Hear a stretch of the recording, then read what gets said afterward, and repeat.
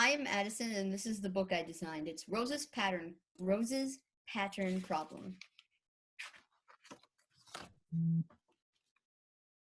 It was a beautiful morning, but something was troubling Rose. I wish I had a different pattern, something other than splotches, she said. Just then, the prairie dogs came out of their holes. Hello, Rose, said the first. Good morning, Rose, said the second. What's the matter? Said the third. It's just, she stammered. I wish I had a different pattern than the one I have.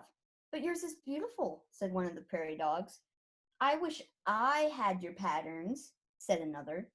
Thanks, but yours are pretty too, Rose added.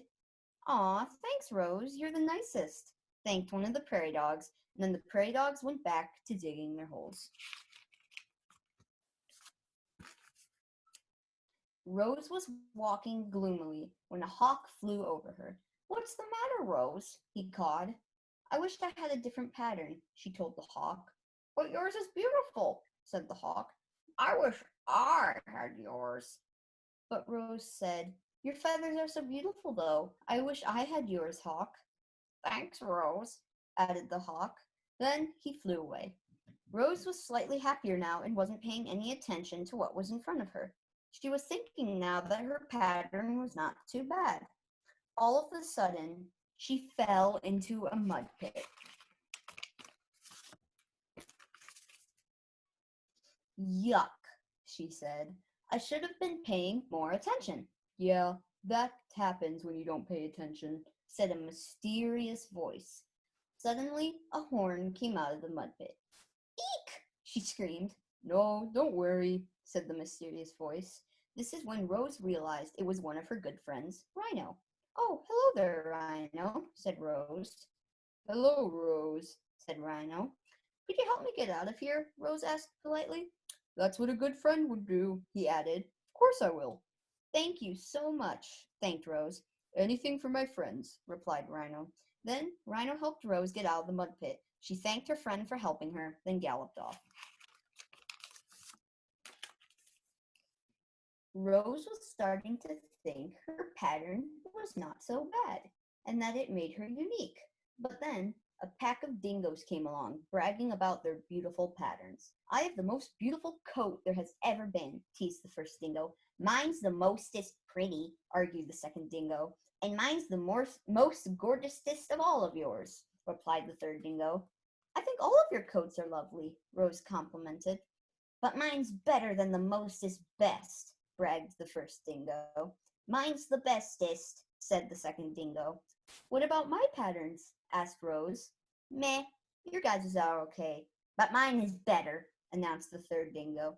Rose was contemplating everything the dingoes had said, everything from how their coats were so pretty to how her pattern was okay.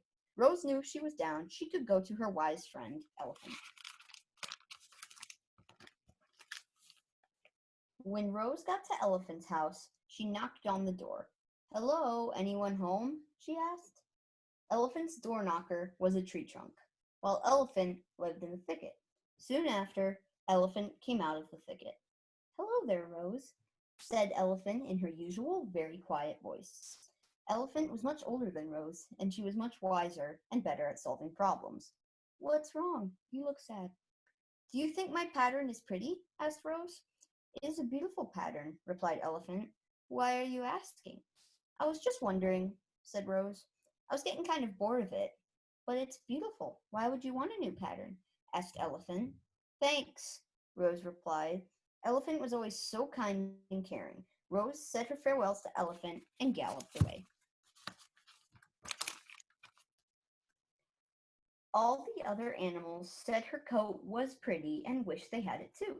She went to sit down in the shade to take a rest from all the walking she had been doing, when someone started talking to her. What's the matter, Rose? The voice said. Who's there? Rose asked.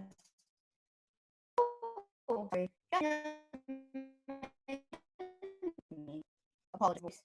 Then a long nose lifted the ground. Oh, hello there, Aardvark. Rose replied almost instantly after seeing Aardvark's nose poking out of the ground. Do you think my pattern is pretty?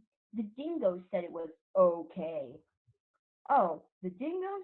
Don't mind them. They think they are the prettiest and most gorgeous. Personally, I like your pattern the most of all, replied Aardvark honestly.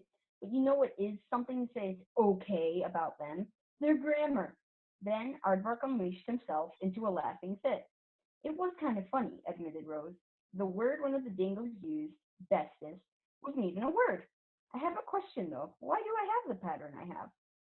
It's what makes you who you are, Aardvark replied, the most beautiful and unique animal in the savannah. Rose thought about this. Aardvark was right. No other animal in the savannah had her patterns. Not even other giraffes had identical patterns like hers. She was unique. You are pretty lucky to have such a beautiful pattern like yours, complimented Aardvark. You have the prettiest pattern I have ever seen. Thank you, Aardvark, said Rose. Each of us are different for a reason, said Aardvark. What is your unique feature, Aardvark? Asked Rose. My nose, Rose. I have my nose so I can eat termites, exclaimed Aardvark. You notice every animal you saw had a special feature. The prairie dogs have special claws to help them dig. The hawk had feathers and a beak. Rhino has horns. The dingoes have sharp teeth. Elephant has a trunk and tusks. You have a long neck and a beautiful pattern. Rose said her goodbyes to Aardvark, thanking him for everything he had told her. Then she happily galloped away back home. A note from the author. I was excited to write this book. It was an interesting project. My intention was to be able to tell people that no matter what, everyone is beautiful in their own way.